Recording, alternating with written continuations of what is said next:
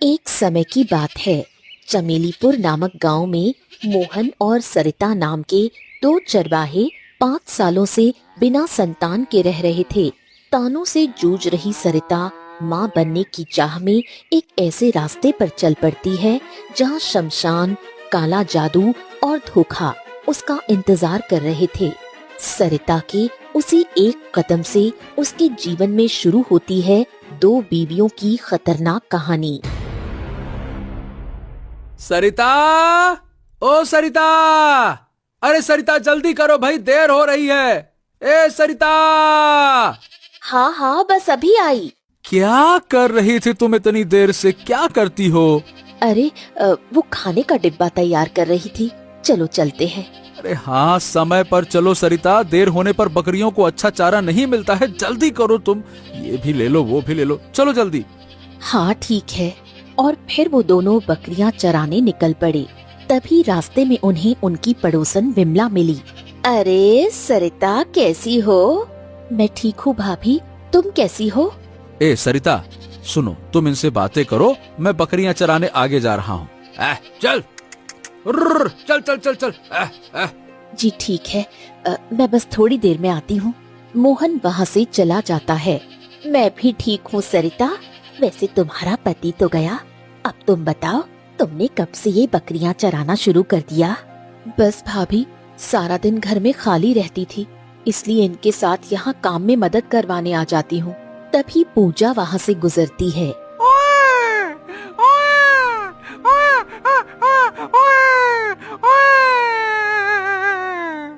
अरे अरे मेरे प्यारे बच्चे, क्या हुआ तुम्हें?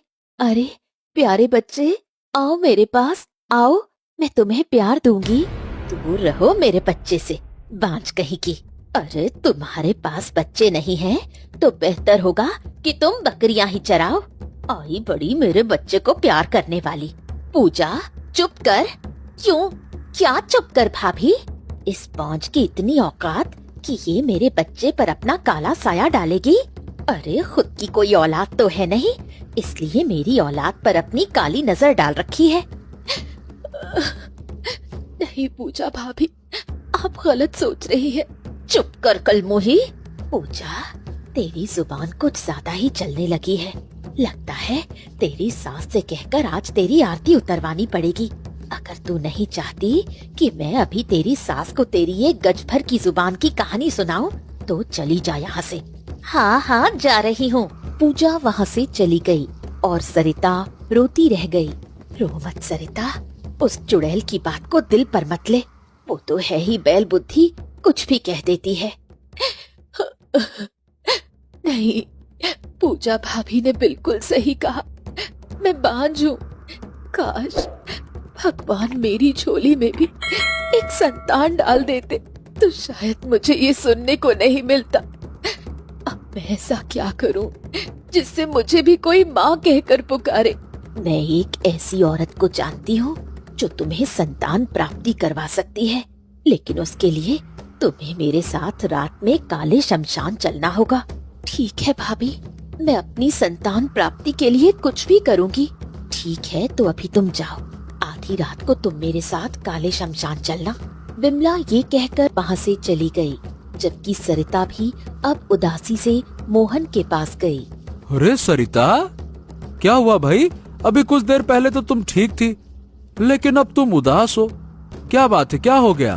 कुछ नहीं, अगर भगवान चाहते तो शायद मुझ बांझ की भी आज अपनी संतान होती।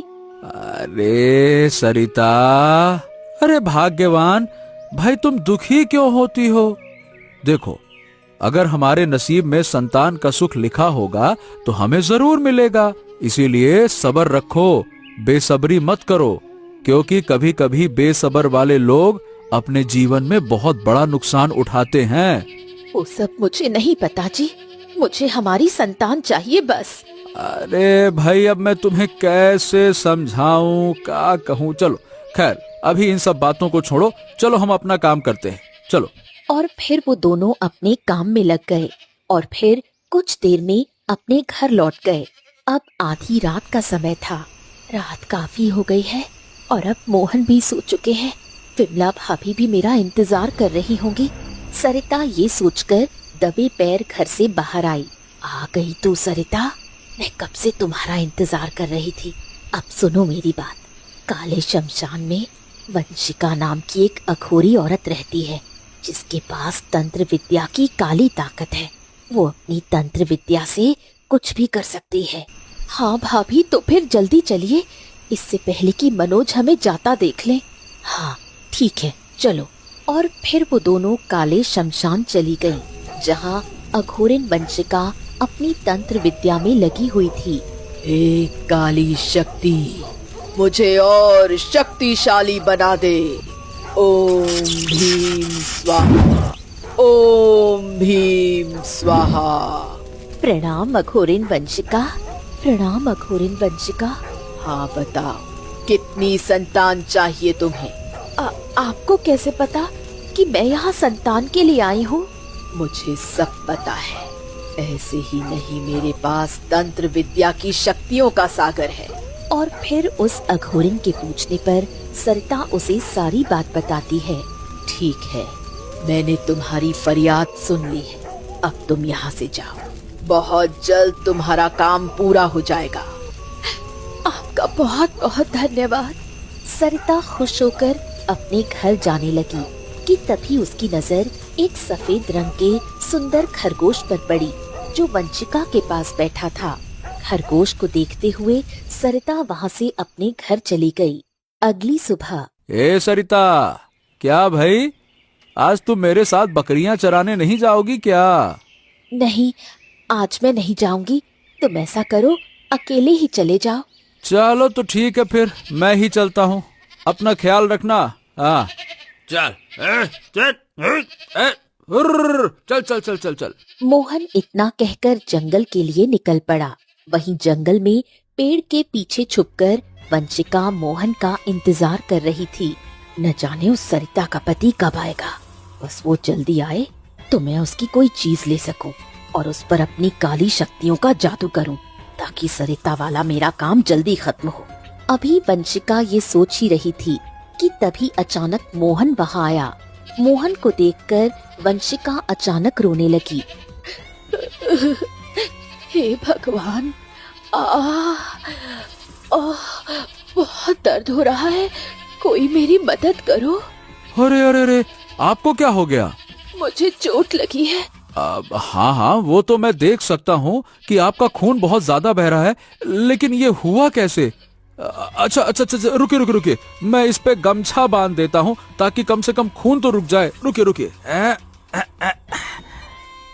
आपका बहुत बहुत धन्यवाद। अरे अब इसमें धन्यवाद कैसा? आपकी जगह कोई भी होता तो मैं उसकी ऐसे ही मदद करता। खैर, ये बताइए, आप यहाँ नई हैं क्या? मतलब मैंने आपको पहले गांव में कभी नहीं देखा। मोहन की अच्छाई देखकर वंशिका के मन में लालच आ गया। तभी उसने चालाकी से कहा, जी, आपने सही पहचाना। दरअसल मैं यहाँ दूसरे गांव से आई हूँ, लेकिन मैं इस पूरे संसार में अकेली हूँ। मेरे माता पिता के देहांत के बाद मुझे मेरे गांव से निकाल दिया गया, इसलिए अब मैं दर दर भटक रही हूँ।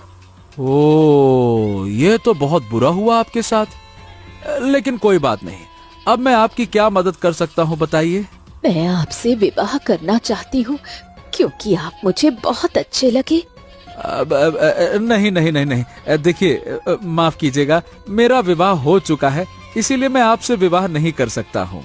मोहन का इनकार सुनकर वंशिका गुस्से से उस पर अपना काला जादू करती है और मोहन उसके वश में आ जाता है। हाँ, अब हाँ, ठीक है वंशिका, मैं तुमसे विवाह करने के लिए तैयार हूँ। और वैसे भी मेरी अभी तक कोई संतान नहीं है, इसीलिए चलो हम अभी विवाह कर लेते हैं, क्या दिक्कत है, चलो। और फिर वो दोनों विवाह करके मोहन के घर आते हैं। वंशिका, तुम यहाँ मोहन के साथ क्या कर रही हो? सरिता, ये है मेरी दूसरी पत्नी। हमने आज ही विवाह किया है, बड़ा खुशी का दिन है आज। क्यों वंशिका, है ना? अच्छा सुनो, अब से ये हमारे घर में ही रहेगी, ठीक है? मोहन, ये तुम क्या कह रहे हो? तुम ऐसा नहीं कर सकते। और तुम अघोरिन वंशिका, मैंने तुमसे संतान प्राप्ति के लिए मदद मांगी थी और तुमने मेरे ही पति से विवाह कर लिया। मोहन, ये एक छलावा है, तुम मेरी बात का विश्वास करो। हाँ सरिता, मैं जंगल में तुम्हारी मदद करने गई थी, मगर मुझे मोहन बहुत अच्छा लगा, इसलिए मैंने अपना इरादा बदलकर इससे विवाह कर लिया। और रही बात विश्वास करने की, तो ये मेरे वश में है और जो मैं कहूंगी ये वही करेगा। मैं मोहन को तुम्हारे जादू से आजाद करवा कर रहूंगी। जो करना है कर लो, लेकिन एक बात याद रखना, तुम मेरा कुछ भी नहीं बिगाड़ सकती। वंशिका ये कहकर सरिता को उसके घर से धक्का देकर निकाल देती है। सरिता रोते हुए नदी किनारे जाती है। सरिता अभी नदी किनारे बैठकर रो ही रही थी कि तभी वहाँ से एक साधु बाबा गुजरे। भिक्षाम देहि, भिक्षाम देहि। अरे पुत्री, तुम यहाँ बैठकर रो क्यों रही हो? क्या बात है? अपने नसीब पर रो रही हूँ साधु बाबा, इसके अलावा मैं और कर भी क्या सकती हूँ। क्या हुआ पुत्री, जो तुम अपने नसीब पर इस तरह से फूट फूट कर रो रही हो? क्या बात है? साधु बाबा के पूछने पर सरिता ने उन्हें सारी बात बताई। ओ, तो तुमने संतान प्राप्ति के लिए अघोरनी का सहारा लिया? जी साधु बाबा, यही मेरे जीवन की सबसे बड़ी गलती थी, जिसकी वजह से वो अघोरिन वंशिका मेरे पति की दूसरी बीवी बन गई। सही बात है पुत्री, कभी कभी हम बेसब्र हो जाते हैं और फिर बस बड़ा नुकसान उठाते हैं। साधु बाबा, अब आप ही मेरी मदद कीजिए, मुझे और मेरे पति को उस अघोरिन वंशिका से छुटकारा दिलवाइए। पुत्री, हर अघोरनी अपनी काली विद्या को पाने के लिए अपनी जान किसी जानवर में डाल देती है, तो मुमकिन है कि उस वंशिका ने भी अपनी जान किसी जानवर में डाली होगी। ये वैसे हर अघोरी करता है, तो इस अघोरनी वंशिका ने भी किया होगा। अब ये बताओ, क्या तुमने उसके आसपास किसी जानवर को देखा है क्या? जी साधु बाबा, मैंने उस काले शमशान में वंशिका के पास एक सुंदर सा सफेद खरगोश देखा था। हाँ, तो मेरे ख्याल से उसी में वंशिका की जान है। अब हमें किसी भी कीमत पर उस तक पहुंचना होगा। मगर कैसे साधु बाबा, क्योंकि उस वंशिका ने तो मुझे घर से निकाल दिया है। उसने निकाला है, तुम्हारे पति ने नहीं। समझो, अब सुनो, इसीलिए तुम अपने घर जाओ और सच का पता लगाओ। अगर उस खरगोश में वाकई वंशिका की जान है, तो ये लो गंगा जल, और उस खरगोश पर गंगा जल डालते ही उसे यहां मेरे पास ले आना। इससे उस वंशिका को कुछ समय के लिए कुछ भी पता नहीं चलेगा। समझ गई? ये लो गंगा जल। साधु बाबा से गंगा जल लेकर सरिता दोबारा अपने घर गई। सरिता, जब मैंने तुझे अपने घर से निकाल दिया था, तो तू फिर से मुंह उठाकर यहाँ क्यों चली आई? क्योंकि ये मेरा घर है और निकाला तुमने था, ना कि मेरे पति मोहन ने। खैर, अब मैं भी यही रहूंगी। अच्छा ठीक है, अगर तू खामोशी से रहेगी तो मैं तुझे यहाँ रख सकती हूँ, लेकिन अगर तूने जरा भी कोई चालाकी की तो मैं तुझे पाताल लोक भेज दूंगी। वंशिका ये कहकर वहाँ से चली गई। तू क्या मुझे पाताल लोक भेजेगी? अगर मैंने तुझे पाताल लोक में ना दफन किया तो मेरा नाम भी सरिता नहीं। सरिता अब वंशिका पर नजर रखना शुरू कर देती है। कुछ दिन गुजरते हैं। एक दिन चीकू वंशिका के पास आता है। चीकू, तुम इस सरिता से सावधान रहना। हाँ वंशिका, मुझे भी सरिता कुछ ठीक नहीं लगती। इसलिए मैं तुम्हें ये बार बार समझा रही हूँ कि तुम कभी भी मेरे इस राज को किसी के सामने मत आने देना कि तुम्हारी आंखों में मेरी जान बसी है, वरना अनर्थ हो जाएगा। ठीक है वंशिका, अब मैं जंगल जाता हूँ। चीकू अब जंगल चला जाता है, जबकि उन दोनों की बातें सरिता सुन लेती है। अच्छा, तो इस कलमोही अघोरिन ने अपनी जान इस मुंह मारे चीकू की आंखों में छुपा कर रखी है। अब बताती हूँ मैं इसे। सरिता चुपचाप चीकू के पीछे चली गई। तुम यहाँ क्यों आई हो सरिता? तुम्हारा अपहरण करने कलमोहे चीकू, मुझे पता चल चुका है कि इस अघोरिन की जान तेरी आंखों में है। ये क्या कह रही हो तुम? रुक जाओ, मैं अभी वंशिका को बताता हूँ। तू तब बताएगा ना जब तू अपने वश में होगा।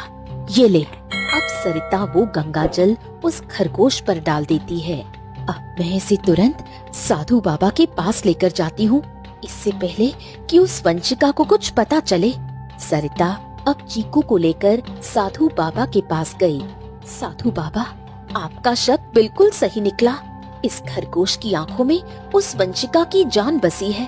हाँ, इसे जल्दी से लेकर आओ। इससे पहले कि वो दुष्ट अघोरिणी यहाँ पे आ जाए, मैं इसे खत्म कर देता हूँ। रुक जाओ। अभी साधु बाबा उस खरगोश को खत्म करने की बात कह ही रहे थे कि तभी वहाँ वंशिका मोहन को लेकर आ गई। दुष्ट साधु, ये तू क्या कर रहा है? वही जो करना चाहिए। सरिता तेरे पास मदद के लिए आई थी और तूने उसे धोखा देकर उसके ही पति को छीन लिया। अब मैं तुझे नहीं छोड़ूंगा। इससे पहले मैं तुझे नहीं छोड़ूंगी। मैं कहती हूँ, छोड़ दे मेरे खरगोश को, वरना इस सरिता के पति की हत्या मैं अभी कर दूंगी। वंशिका ये कहकर मोहन पर हमला करती है। तभी साधु बाबा अचानक अपने त्रिशूल से उस खरगोश की आंखें फोड़ देते हैं और वंशिका वहीं भस्म हो जाती है।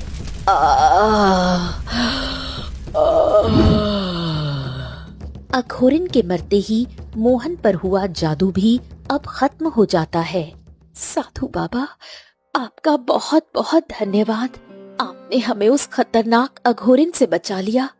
हाँ, जी साधु बाबा, आपका बहुत बहुत धन्यवाद, बहुत बहुत धन्यवाद।